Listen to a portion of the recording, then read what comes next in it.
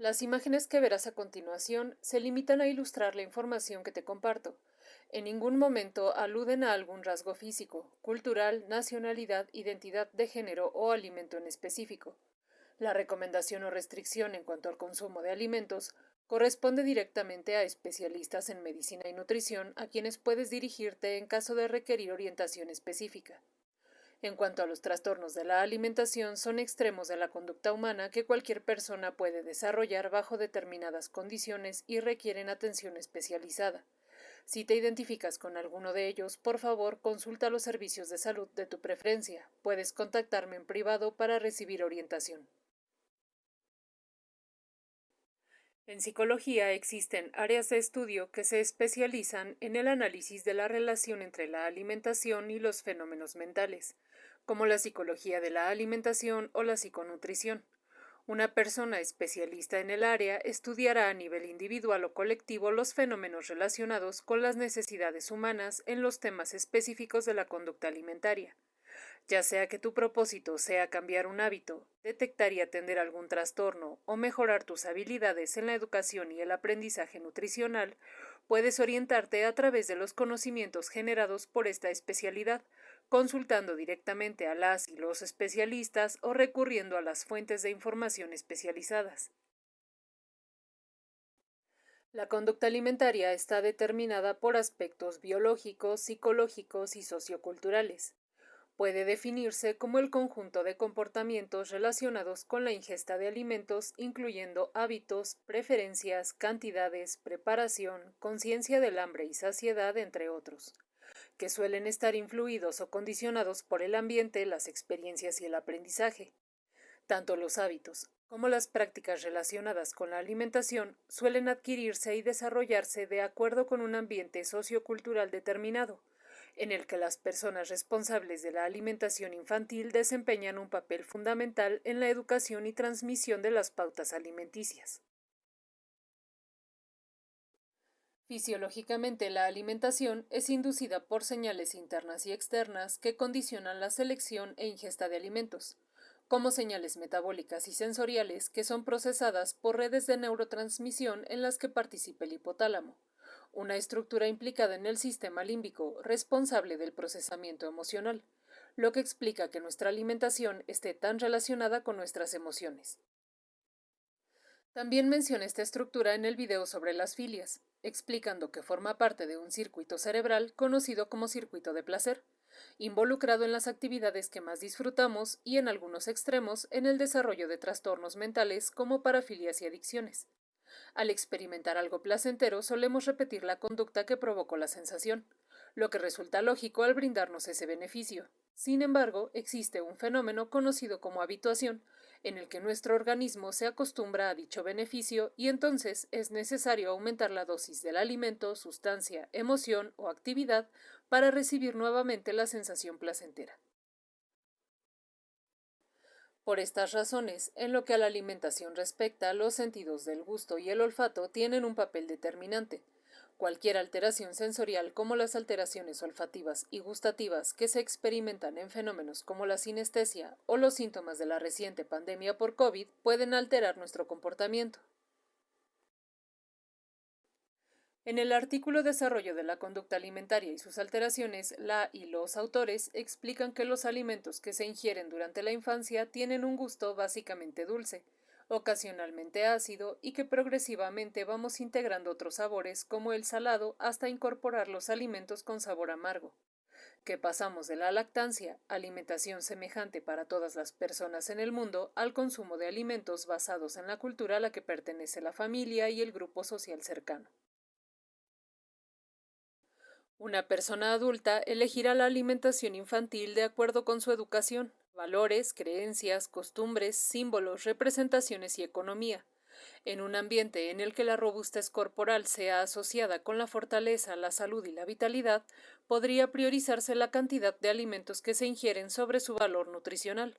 O en un ambiente dogmático podría ser incuestionable la restricción sobre cierto tipo de alimentos, el momento en que se consumen y o la relación que tienen con el placer humano. La amplia diversidad de aspectos que matizan la alimentación humana nos permite suponer los procesos evolutivos a los que se ha visto sujeta y la cantidad de fenómenos que pueden afectarla, desde la escasez o ausencia de cierto tipo de alimentos hasta la compleja variedad de motivos por los que podríamos rechazarla aún disponiendo de alimentos en abundancia. Cuando esto sucede, corresponde a las y los profesionales de la salud y el comportamiento humano estudiarlo y atenderlo. La Organización Mundial de la Salud y la Asociación Americana de Psiquiatría, a través de sus respectivas clasificaciones de enfermedades, definen los trastornos de la conducta alimentaria como comportamientos anormales vinculados con la alimentación que no pueden explicarse por otra afección de salud y que no son apropiados para el nivel de desarrollo del individuo ni congruentes con las normas culturales. La gravedad de estos trastornos es que pueden derivar en complicaciones de salud mortales, como inanición, desnutrición extrema, anemia, palpitaciones, pérdida de cabello, masa ósea, caries, esofagitis y amenorrea o interrupción de la menstruación. En el caso de la obesidad se observa relación con diabetes y presión arterial elevada.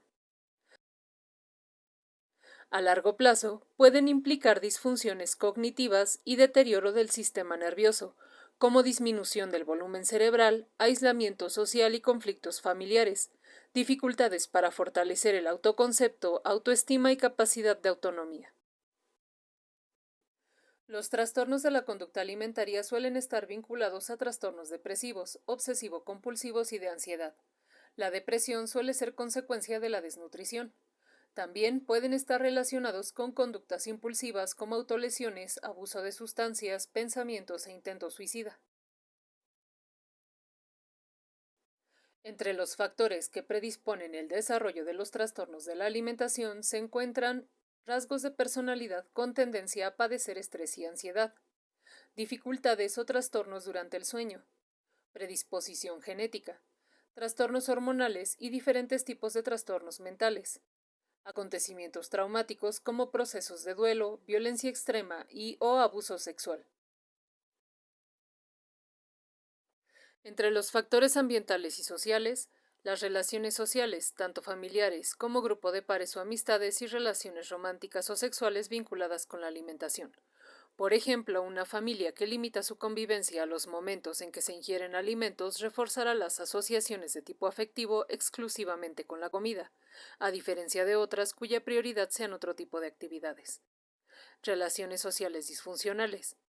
Recibir constantemente comentarios despectivos por parte de las figuras de apego, el grupo de pares o amistades y las figuras de admiración en determinada etapa o situación también influyen en el desarrollo de estos trastornos. El nivel socioeconómico. Existen familias que por cubrir diferentes tipos de necesidades limitan el consumo y o la calidad de sus alimentos. Información nutricional disponible en el ambiente. Un ejemplo puede observarse en la iniciativa de la Secretaría de Salud mexicana al etiquetar los productos de la industria de alimentos para facilitar la interpretación de las tablas nutrimentales. Sociedades que relacionan el éxito con una estética en particular y la tendencia social a seguir dietas extremas sin asesoría especializada. Entre los indicadores más evidentes del desarrollo de los trastornos alimentarios se considera el índice de masa corporal, definido por la Organización Mundial de la Salud como el indicador de la relación entre peso y talla que se obtiene dividiendo el peso entre la estatura elevada al cuadrado. Esta medida permite clasificar el estado corporal de una persona entre las categorías normal, con sobrepeso u obesidad, considerando algunas variaciones dependiendo de la edad de la persona u otras características. Además de esta medida, entre los indicadores de desarrollo también se consideran signos y síntomas como evitación evidente y deliberada de la ingesta de alimentos ligada a una evidente pérdida de peso, autoinducción del vómito, expresiones sobre una percepción corporal distorsionada en la que el cuerpo se percibe más grande o delgado, con sensaciones constantes de tener sobrepeso u otra alteración morfológica relacionada. Actividad física compulsiva, es decir, se observan dificultades o angustia para detener el ejercicio físico. Consumo de fármacos sin prescripción para provocar purgas intestinales.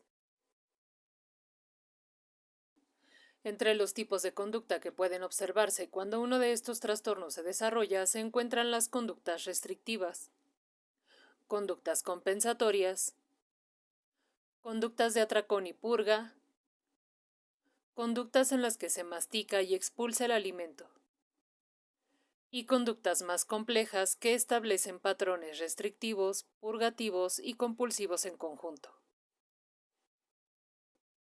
Por su gravedad, los trastornos de la alimentación, catalogados por las clasificaciones de enfermedades tanto de la Organización Mundial de la Salud como de la Asociación Americana de Psiquiatría, son pica. Se observa en personas que consumen materiales o sustancias no nutritivas ni asociadas con la alimentación, como arcilla, tierra, tiza, yeso, plástico, metal y papel, o ingredientes de alimentos crudos, por ejemplo, grandes cantidades de sal o harina. Para diagnosticar este trastorno, la conducta debe ser persistente, por lo menos durante un mes, y lo suficientemente grave para requerir atención clínica por representar y/o producir daños a la salud y deterioro en el funcionamiento o riesgos significativos debido a la frecuencia, la cantidad o la naturaleza de las sustancias u objetos ingeridos. Se diagnostica en personas cuyo desarrollo les permite distinguir entre sustancias comestibles y no comestibles a partir de los 2 años aproximadamente, que no presentan otro tipo de trastorno que pudiera explicar mejor el comportamiento como algún trastorno del neurodesarrollo, ni pertenecen a grupos socioculturales donde la conducta resulte común, sea normativa o forme parte de sus expresiones. El trastorno por rumiación o regurgitación se observa en personas que tienden a regurgitar los alimentos, es decir, que devuelven lo que tragan para volver a masticarlo y deglutirlo o expulsarlo de la boca sin presencia de vómito, ni el padecimiento de enfermedades gastrointestinales y enfermedades relacionadas. Se diagnostica cuando la conducta se presenta varias veces por semana en un periodo mínimo de un mes. Puede estar asociado con otros trastornos como anorexia, bulimia y trastornos del neurodesarrollo, como los trastornos del desarrollo intelectual. El trastorno evitativo o restrictivo de la conducta alimentaria se observa en quienes evitan o restringen la ingesta de alimentos, mostrando falta de interés aparente por ellos, desagrado y evitación por sus características, como el olor o la consistencia, o por las consecuencias orgánicas del acto de comer, como defecar.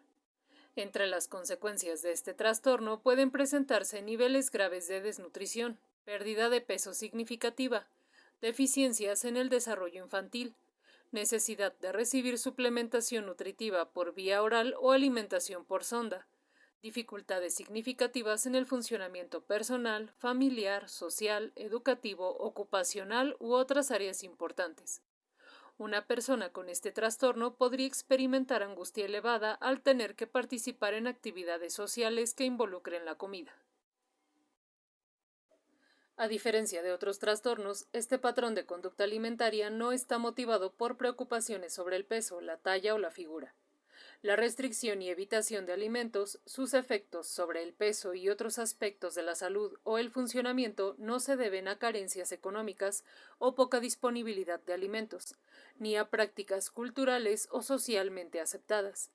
No es una manifestación de otra afección médica como alergias e intolerancias alimentarias, hipertiroidismo u otros trastornos mentales como anorexia o bulimia. Tampoco es causa de los efectos de sustancias o medicamentos que afectan el sistema nervioso central o de su abstinencia. Anorexia nerviosa. Cuando se desarrolla, quienes la padecen presentan peso corporal bajo en extremo en comparación con el que deberían tener según sus características personales. Exhiben patrones de comportamiento persistentes en los que evitan aumentar de peso y talla a través de comportamientos restrictivos, comportamientos purgativos como vómito autoinducido, uso y abuso de laxantes, comportamientos destinados a incrementar el gasto energético como el ejercicio compulsivo y referencias o muestras constantes de miedo y aversión intensa al aumento de peso y talla. También pueden observarse alteraciones en la percepción morfológica corporal y referencias sobre la importancia de este en el desarrollo personal. La anorexia nerviosa puede ser de tipo restrictivo, en el que la pérdida de peso se debe principalmente al ayuno, la dieta y el ejercicio excesivo, o de tipo con atracones y purgas, en el que al menos durante los últimos 3 meses se han presentado episodios recurrentes de atracón compensado por conductas purgativas. Autoinducción de vómito, uso de laxantes, diuréticos y o enemas sin prescripción. Por su gravedad, puede considerarse como leve cuando el índice de masa corporal es mayor o igual a los 17 kilogramos sobre metro al cuadrado. Moderado cuando el índice de masa corporal se encuentra entre los 16 y 16,99 kilogramos sobre metro al cuadrado. Grave cuando el índice de masa corporal se encuentra entre los 15 y 15,99 kilogramos sobre metro cuadrado, o extremo cuando el índice de masa corporal es menor de los 15 kilogramos sobre metro al cuadrado. Bulimia nerviosa se caracteriza por episodios de atracones frecuentes y recurrentes que se experimentan por lo menos una vez a la semana o más durante el periodo mínimo de un mes. Un atracón se caracteriza por sensaciones de pérdida de autocontrol sobre la alimentación, dificultad o incapacidad para detener la alimentación, limitar la cantidad y o el tipo de alimentos que se ingieren en un lapso aproximado de 2 horas, ingiriendo cantidades de alimento exageradas, más abundantes de lo habitual o para las circunstancias. Los atracones van acompañados de comportamientos compensatorios con la intención de prevenir el aumento de peso, como autoinducción del vómito, uso o abuso de laxantes o enemas, y o actividad física extenuante o compulsiva, al menos una vez a la semana en un periodo mínimo de 3 meses. Igual que en el trastorno de anorexia nerviosa, en la bulimia se observa preocupación excesiva por la forma del cuerpo, su talla o peso, afectando la autopercepción de quien la padece, lo que se refleja en comentarios descalificantes sobre la apariencia, capacidades y estima. Quienes desarrollan este trastorno pueden experimentar angustia ante la conciencia del patrón de atracones y comportamientos compensatorios, deterioro significativo a nivel personal, familiar, social, educativo, ocupacional u otras dimensiones vitales. La gravedad de este trastorno depende de la frecuencia con que se recurre a los comportamientos compensatorios, que pueden derivar en la discapacidad funcional de la persona, clasificándose como leve cuando ocurren entre 1 y 3 episodios de comportamientos compensatorios a la semana, moderado cuando ocurren entre 4 y 7 episodios de comportamiento compensatorio a la semana, grave cuando ocurren entre 9 y 13 episodios semanales, y extremo cuando ocurren 14 o más comportamientos compensatorios a la semana. El trastorno por atracón se caracteriza por episodios frecuentes y recurrentes de atracones alimenticios que se experimentan una vez o más a la semana durante un periodo mínimo de 3 meses. Producen malestar intenso y sentimientos de culpa. Estos episodios están asociados a 3 o más de las siguientes características: comer más rápido de lo normal, comer en exceso hasta provocar malestar, consumir cantidades abundantes de alimentos sin sensación de hambre, alimentarse a causa de la vergüenza o la culpa que se siente por la cantidad de alimentos que se ingiere, depresión, disgusto o vergüenza posterior al atracón. Este trastorno incluye un tipo de atracón alimenticio conocido como craving, que se caracteriza por el consumo compulsivo de alimentos dulces o especialmente ricos en carbohidratos. Suele observarse en algunos tipos de depresión como el trastorno disfórico premenstrual y está relacionado con los cambios hormonales que suceden en el organismo en cada etapa de nuestro ciclo. A diferencia de la bulimia nerviosa, los atracones no son seguidos regularmente por comportamientos compensatorios destinados a prevenir el aumento de peso, y pueden producirse sin el desarrollo del trastorno de bulimia nerviosa. El desarrollo de este trastorno puede provocar deterioro significativo en las áreas de funcionamiento personal, familiar, social, educacional, ocupacional u otras áreas importantes. Otros trastornos especificados del comportamiento alimentario y los trastornos del comportamiento alimentario sin especificación se determinan cuando se presentan los síntomas de uno o varios trastornos alimentarios que provocan malestar significativo a quien los experimenta. afectando su desempeño social, laboral u otras dimensiones de la vida sin cumplir completamente los criterios para recibir un diagnóstico específico. Por ejemplo, cuando se observan los síntomas de la anorexia nerviosa, sin embargo el peso de la persona resulta normal, o se cumplen los criterios de bulimia nerviosa, pero la frecuencia de los atracones o comportamientos compensatorios resulta más baja de la establecida, o cuando los síntomas se presentan en situaciones específicas como el síndrome de ingestión nocturna de alimentos. Los trastornos del comportamiento alimentario sin especificación se determinan cuando en definitiva no se cumplen los criterios para establecer un trastorno específico, o cuando no se dispone de la información suficiente para diagnosticarlo, como pudiera suceder en las áreas de urgencias médicas. Existen algunos trastornos con mayor propensión a relacionarse con los trastornos de la alimentación, como el trastorno dismórfico corporal de los trastornos obsesivos compulsivos, trastornos depresivos y los trastornos del sueño-vigilia por su incidencia en el desarrollo de la obesidad.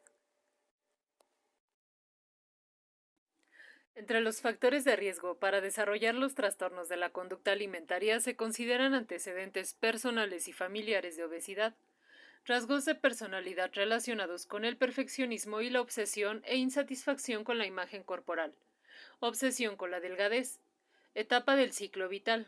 La adolescencia se considera la etapa con mayor riesgo para desarrollar los trastornos alimentarios, dificultades psicosociales como desconfianza e inseguridad social. Entre los principales elementos de prevención del desarrollo de estos trastornos se privilegia la educación en temas de autocuidado y nutrición.